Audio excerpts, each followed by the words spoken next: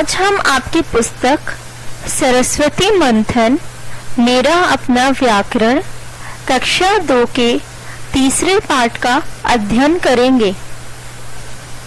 बच्चों, हमारा तीसरा पाठ है मात्राएं, शब्द और वाक्य। हम इसे अंग्रेजी में science of vowels, words and sentence कहते हैं। बच्चों, भी आपने पिछले अध्याय में स्वर और व्यंजन के बारे में पढ़ा। अब हम इस पाठ में स्वरों की मात्राएं, शब्द और वाक्य पढ़ेंगे। तो चलिए बच्चों, अब हम शुरू करते हैं। इन चित्रों को देखें। आज सीखेंगे हम मात्राओं का ज्ञान। बड़े आ की मात्रा आ, क जमा बड़ा आ की मात्रा, इससे बना का। ख जमा बड़ा आ की मात्रा, इससे बना खा। छोटी ई की मात्रा क जमा छोटी ई की मात्रा, क्या बना की। ख जमा छोटी ई की मात्रा, क्या बना खी। बड़ी ई की मात्रा क जमा बड़ी ई की मात्रा, क्या बना की। ख जमा बड़ी ई की मात्रा, क्या बना खी। छोटे ऊ की मात्रा क जमा छोटे ऊ की मात्रा, क्या बना कु। ख जमा छोटे ऊ की मात्रा, क्या बना खु। बड़े ऊ की मात्रा त जमा बड़े ऊ की मात्रा, क्या बना तू। थ जमा बड़े ऊ की मात्रा, क्या बना थू। री की मात्रा क जमा री की मात्रा, बना क्री। ग जमा री की मात्रा, क्या बना ग्री। ए की मात्रा क जमा ए की मात्रा, क्या बना के। ल जमा ए की मात्रा, क्या बना ले। ए की मात्रा क जमा ए की मात्रा, क्या बना के। प जमा ए की मात्रा, क्या बना पे। ओ की मात्रा क जमा ओ की मात्रा, क्या बना को। ख जमा ओ की मात्रा, क्या बना खो। ओ की मात्रा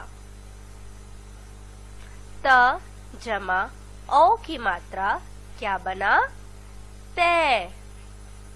क जमा ओ की मात्रा, क्या बना के। अंग क जमा अ की बिंदु, क्या बना क। स जमा बिंदु, क्या बना स। आ ह की विसर्ग जिसे हम कहते हैं, क जमा विसर्ग, क्या बना कह। ग जमा विसर्ग, क्या बना। तो बच्चों, ये थे हमारे स्वरों की मात्राएं। तो चलिए बच्चों, अब हम इस पाठ को विस्तार से आपकी पुस्तक में पढ़ें कि इसे कैसे पढ़ाया। हमारा तीसरा पाठ है मात्राएं, शब्द और वाक्य। मात्राएं को अंग्रेजी में साइन ऑफ वॉवल्स कहते हैं, शब्द को वर्ड और वाक्य को सेंटेंस कहते हैं। बच्चों, आपने पिछले अध्याय में व्यंजन पढ़ा कि जिस प्रकार व्यंजन क में को, की में के कुछ लगाया है, इसी व्यंजन को की के में कुछ लगाने के लिए कुछ निश्चित चिन्हों की जरूरत होती है। इन्हीं चिन्हों को हम मात्राएं कहते हैं, अर्थात स्वरों के निश्चित चिन्हों के मात्रा कहा जाता है। जब व्यंजन को स्वर से जोड़ा जाता है तब मात्राओं का प्रयोग करते हैं। चलिए अब देखते हैं कि हमारी पुस्तक में इसे कैसे पढ़ाया गया है।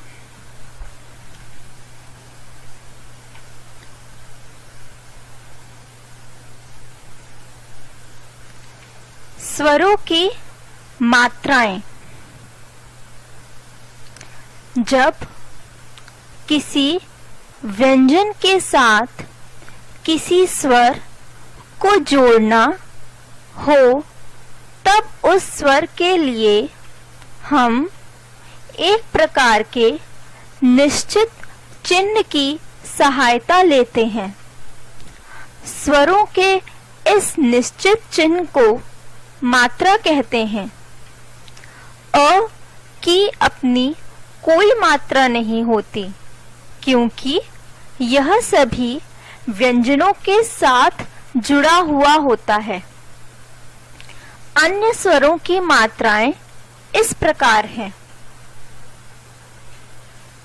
स्वर अ, मात्राएं कोई मात्रा नहीं। व्यंजन मात्रा के साथ अ क्या बना? क। इससे क्या बना शब्द? कलश, कलम। आ, मात्राएं बड़ा आ की मात्रा। क, आ, क्या बना? का। इससे दो शब्द बने, काल, कान। इ, मात्राएं छोटी ई। क, इ, इससे बना कि। इससे बने दो शब्द, किन, किधर। ई, मात्राएं बड़ी ई। क, बड़ी ई, इससे बना की। इससे बने दो शब्द, कील, कीड़ा। उ, इससे बना छोटा। इससे मात्राएं छोटा उ। क, उ, इससे बना कु। इससे बने दो शब्द, कुछ, कुतरना।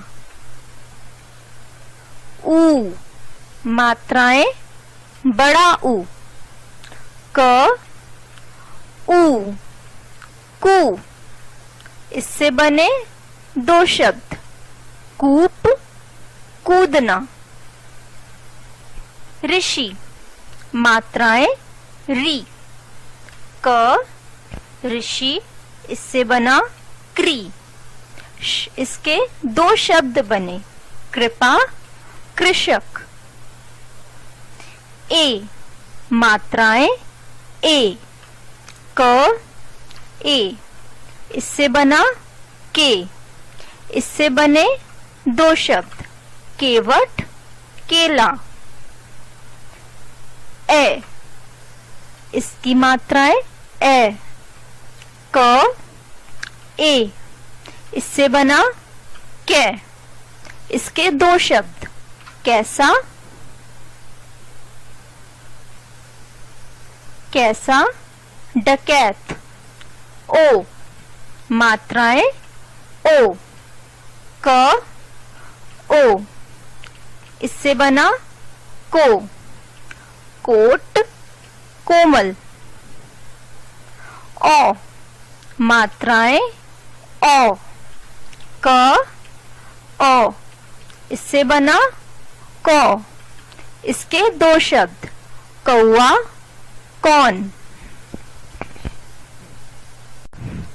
बच्चों, आपने देखा होगा कि रुपया में, रूप में अलग तरह के चिन्ह होता है। अब देखते हैं कि हमारे पुस्तक में कैसे पढ़ाया है।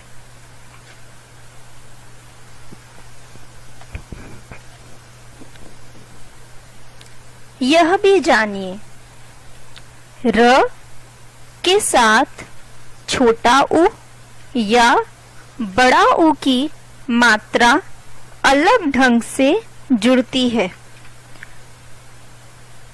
र छोटा ऊ की मात्रा क्या बना इससे? रुई,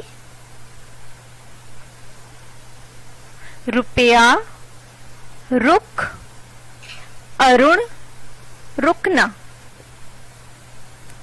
फिर र बड़ा ऊ की मात्रा, इससे क्या बने? रूप, रूठना, कुरूप, जरूरी। आ, ई, ओ व औ की मात्रा व्यंजन के दाईं ओर लगाई जाती है, जैसे दान, कील, वोट, कौवा।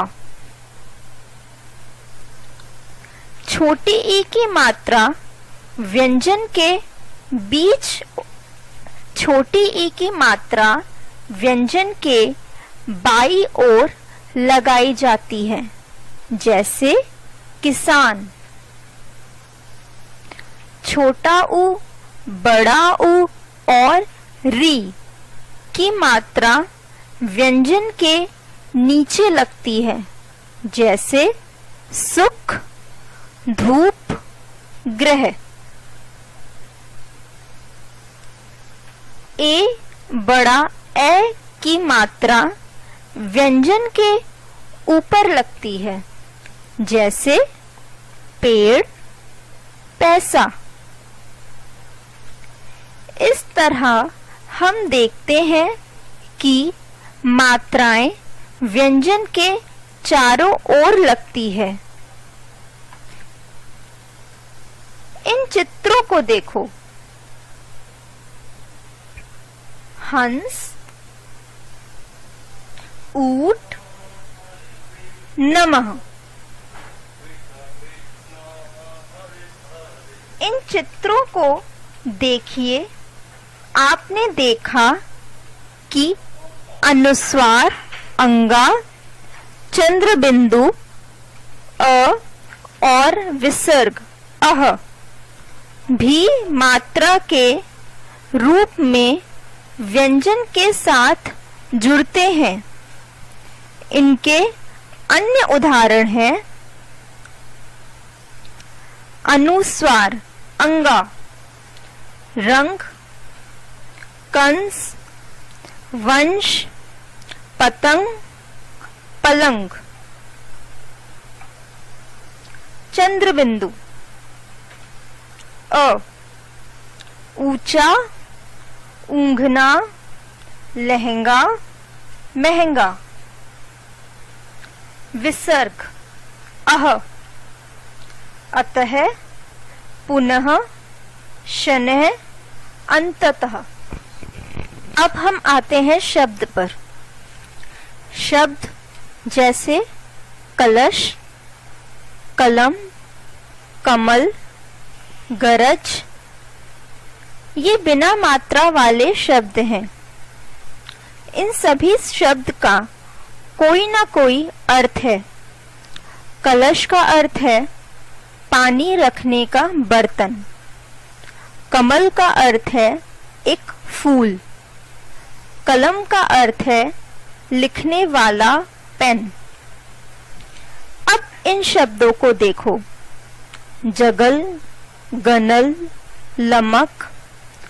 क्या इन शब्दों का कोई अर्थ है? नहीं। तो बच्चों, वर्णों का सही मेल ही सार्थक मतलब अर्थ वाला शब्दों का निर्माण करते हैं। तो आइए देखते हैं कि हमारे पुस्तक में इसे कैसे पढ़ाया है। शब्द क ल श बिना मात्रा वाला शब्द। कलश का अर्थ है पानी रखने का बर्तन। श ल क शलक का अर्थ कुछ नहीं होता। वर्णों की मदद से हम शब्द बना सकते हैं, लेकिन हमें यह ध्यान में रखना होगा कि शब्द वही होते हैं जिनका कोई अर्थ मतलब होता है। शब्द मात्रा वाले भी बन सकते हैं और बिना मात्रा वाले भी, जैसे गिलास।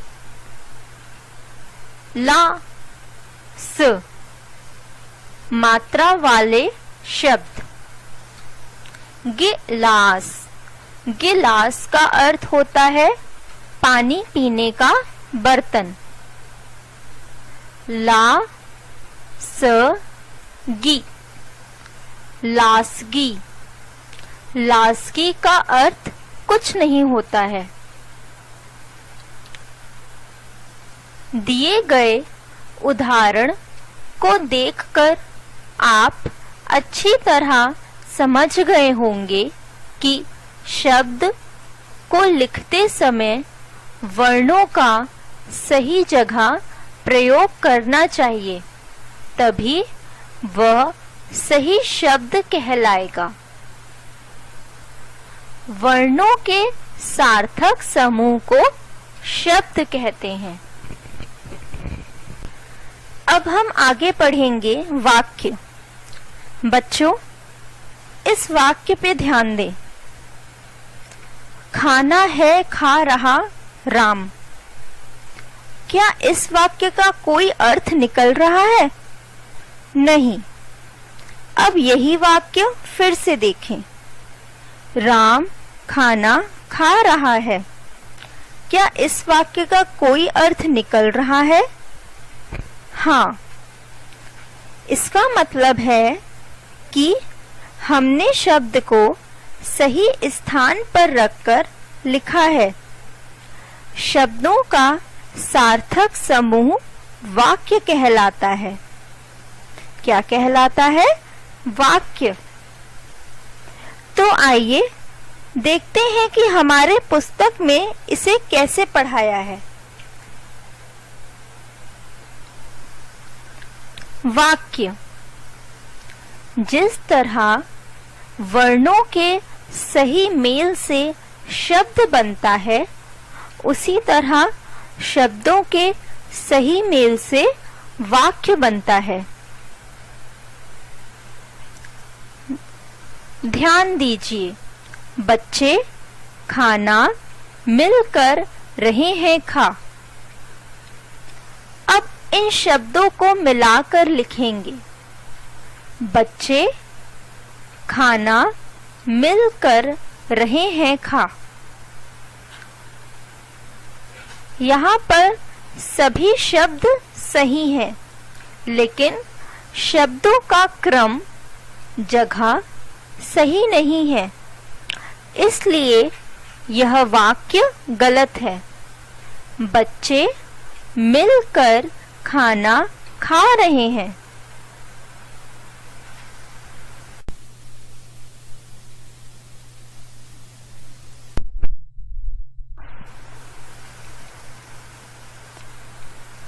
हमने शब्दों को सही जगह पर रखकर लिखा है।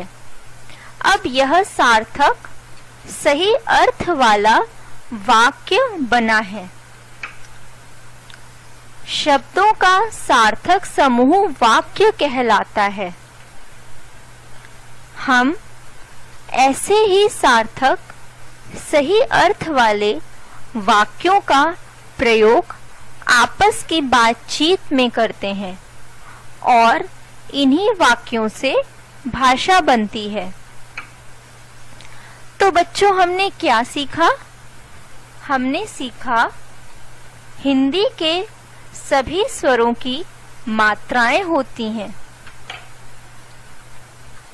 अ की कोई मात्रा नहीं होती। व्यंजनों के साथ अ की ध्वनि नहीं मिली होती। वर्णों के सही मेल से शब्द बनते हैं। शब्दों के सही मेल से वाक्य बनते हैं। वाक्यों के मेल से भाषा बनती है। अभ्यास। अभ्यास को अंग्रेजी में एक्सरसाइज कहते हैं। पाठ की समझ। नीचे दिए गए प्रश्नों के उत्तर लिखिए। क, मात्रा की परिभाषा लिखिए। बच्चों, आप अपने पाठ को दोहराएं और सोचें कि मात्रा की परिभाषा क्या होती है और सोचकर अपने उत्तर लिखिए। इसका उत्तर है, स्वरों के निश्चित चिन्ह मात्रा कहलाते हैं। ख, शब्द कैसे बनते हैं? बच्चों, वर्णों के सही मेल से शब्द बनते हैं। ग, शब्दों के सही मेल से क्या बनता है? बच्चों, शब्दों के सही मेल से वाक्य बनता है।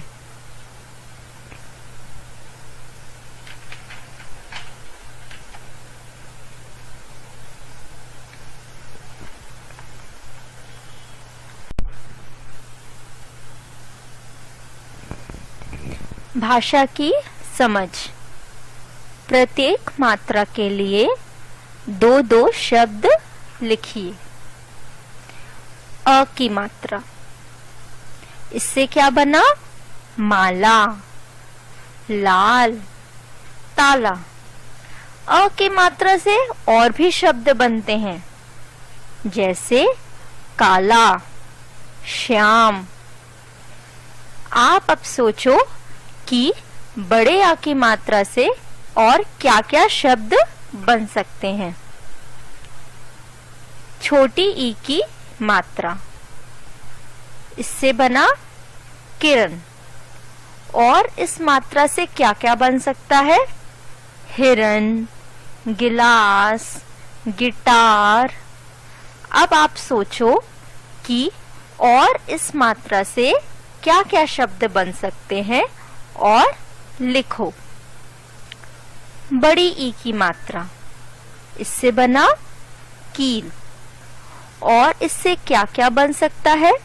जैसे पीपल, पीतल, पपीता। अब आप सोचें और इस बड़ी ई की मात्रा से शब्द लिखें। छोटे ऊ की मात्रा, इससे बना पुस्तक। और क्या बन सकते हैं शब्द? गुलाब, बुढ़िया। अब आप सोचें और इस छोटे ऊ की मात्रा से बने हुए शब्द लिखें। बड़े ऊ की मात्रा, इससे क्या बना? कूलर। और क्या बन सकता है? झूला, जूता, फूफा। तो आप इस बड़े ऊ के मात्रा से शब्द बनाएं और यहाँ लिखें। शब्दों को ठीक क्रम में लिखकर वाक्य बनाइए। क में घंटा बजा मंदिर। बच्चों, मंदिर में क्या बजता है? घंटा। तो इससे वाक्य में क्या बना? इसमें मंदिर में घंटा बजा। ख गई बिल्ली भाग। बिल्ली कहाँ गई? बिल्ली भाग गई। तो इसका सही वाक्य क्या है?